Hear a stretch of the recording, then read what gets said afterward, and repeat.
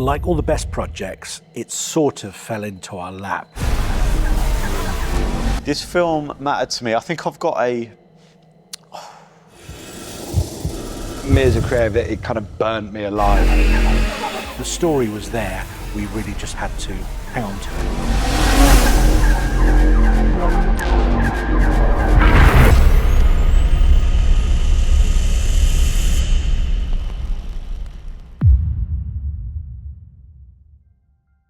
You know, for many years, motorsport has been a rich man's sport, emphasised man's sport.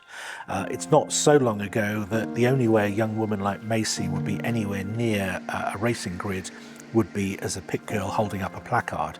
Thankfully, times have changed, but there's still a big disadvantage for somebody who is not male and somebody who doesn't have unlimited resources behind them.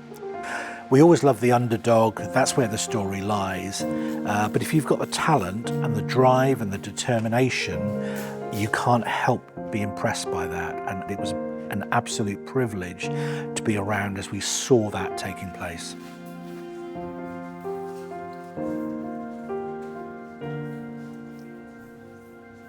The vision started with this young woman who's wanting to grow her career in competitive motorsport, in single car racing, and to reach the grid of Formula One. It came about indirectly through an old introduction from a colleague of mine back in radio days who introduced me to Nigel.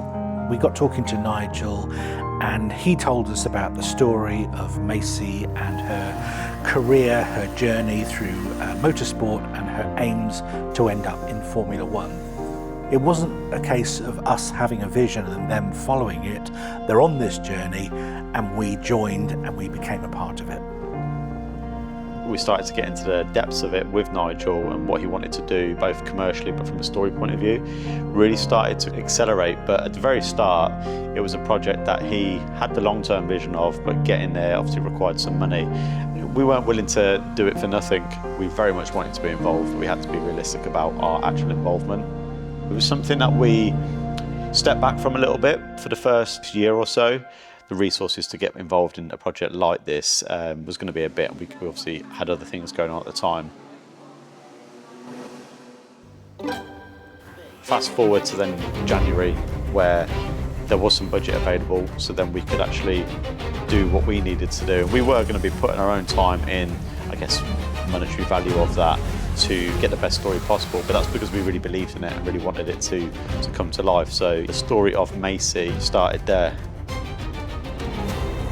There was a budget allowance from place A, then we put in more time as well, the whole crew did as well, and then eventually the sponsor also put in more budget. So actually we had a really good, strong budget in the end to go with. Filming could start end of Feb to try and get the edit ready for end of March. It all started with a meeting with the family, Macy, her mum and dad. We're very close with the whole kind of project. Obviously they're heavily involved in what she does, how she does it, and her journey up to date. What we came with, storyboard-wise, I believe was very, very strong, and that really helped bring it to life. That was helped by, obviously, Dale taking the initial story, me adding all the kind of creative direction layer to it, and then Luke's experience with motorsport and automotive then added another layer, and also visual examples to bring it to life for people who may not be able to see the visuals as well. Everyone from the get-go is almost like this unagi. Everyone had exactly the same kind of concept in their mind about what it should be, and that wouldn't necessarily follow the traditional, almost hyper clean cut, almost like media trained presentation of a race driver. And it was kind of fortunate that everyone had the same sort of vision, and we kind of tinkered around with concepts and ideas to try and execute it and make it as good as it kind of has been, really. We know that we had the ingredients to make it really good anyway. We've got the karting, we've got the motorsport, we've got the speed, we've got the weather in Britain, we've got the emotion of the family and the sacrifice and everything that's come with it. And we know where the end goal is, being the F1.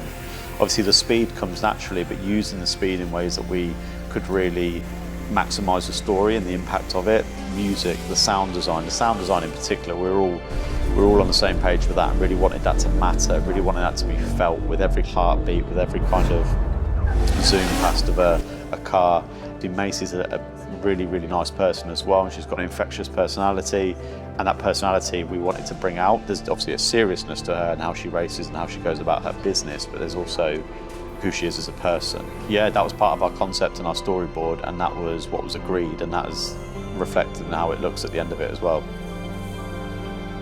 So this project was quite unique in the fact that we needed a bit of a bigger team and a crew for it. We've obviously got a real amazing crew for all types of projects, and this was the first one really that we were having our crew pitch to us to do it, because quite a few of them had heard what we're doing. Myself and Kasia, obviously Kasia as operations and production manager, that's like a necessity. Dale was on the kind of exec producer side as he brought the story in, and there was vision kind of that he had from the start, from the early conversations, that needed to stay true to it as well. And then Luke, so Luke's got a big background in motorsport and automotive. He also edits. Photography was something that we didn't have to add in, but we did. We had Josh John, who did photography for us in the studio. And then we had Neil, who is a great on-location photographer. So after all of that preparation, it was finally time to start filming. Tell me about what happened on the first 2 days of filming that we had scheduled. Not a f***ing lot. Not a lot. I'll tell you what did happen. Hi Luke, it's Christina, Luke's wife. Luke's in such a really bad way.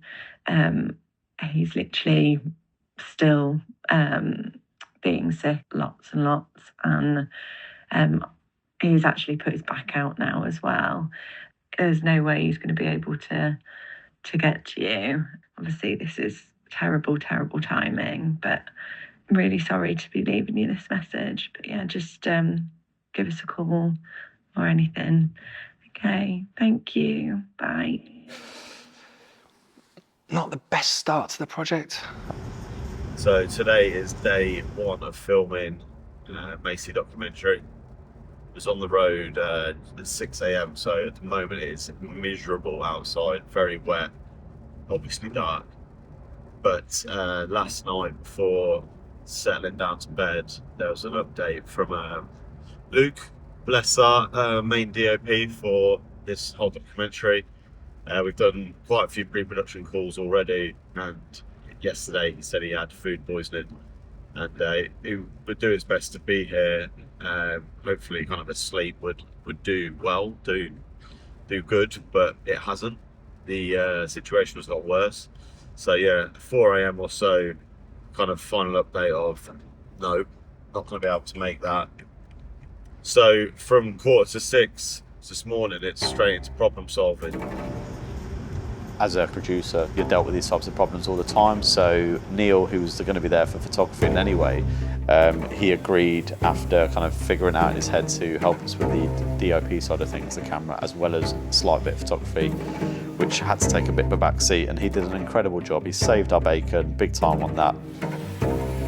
Me as a creative, it kind of burnt me alive, knowing that I wasn't there and all I was doing was just lay in bed with a hot water bottle and sounding very middle-aged there. But Neil jumping into the hot seat as well as having to take care of the photography needs on the day is only almost a testament really to everyone then pulling in the right direction to deliver the goods. Yes, it was inconvenient and annoying from my point of view and everyone's point of view. We still managed to make it work. So over that weekend that we were there, Nigel told us that she's testing F4, and I just said, kind of tongue-in-cheek, do you fancy getting the F4 car over to the studio? Then the cogs started going, and he eventually agreed. It cost a bit of money, quite a bit of money actually, to get it here, but we did, and then that made the whole studio shoot even more elevated, and the shots that we got that added to the end story just looked phenomenal. And yeah, Josh John was able to get some really good shots of that as well, and add to Macy and the sponsors' portfolio of assets that they received. The part of the production which I enjoy the most is turning talk into action. The developing from the initial meetings and the discussions and the ideas that we had, seeing it come to life in front of us and seeing it put on screen. Motorsport is a very visual medium anyway, but it was important to delve deeper than that into Macy, her ambitions, her family, their support. And to me, it's always good when things work out as you expect them to, but then further. There was drama, there was emotion all around, and you could see that this was an important part of Macy's journey through motorsport. The vision translated so well, and I loved this project. Put it out on social yesterday, and the director and writer of multiple series of Drive to Survive liked it and commented it with a positive comment about the film. Getting interactions like that at this point is unbelievable. We're going to send it to Channel 4, who we were already in conversation with before, but they passed on it. But let's see what they think now. My name is Macie and I'm a racing driver. I think the main thing that we want from it is that Macy can race F4, but that can progress to F3, F2, F1 with more sponsors, more commercial exposure, and if she does that, we'll be there ready to continue the journey and continue the filming of where she goes next. I'm not here to make up numbers, I'm here to win. The adrenaline kind of kicks in and you feel nervous. Then when you're on track, you lose the nerves so it feels real. You're just concentrated on going faster and getting better.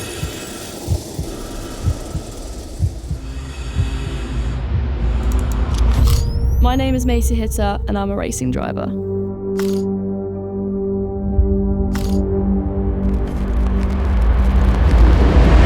Karting itself is like that. You know, people take each other off. It's kind of what the sport is.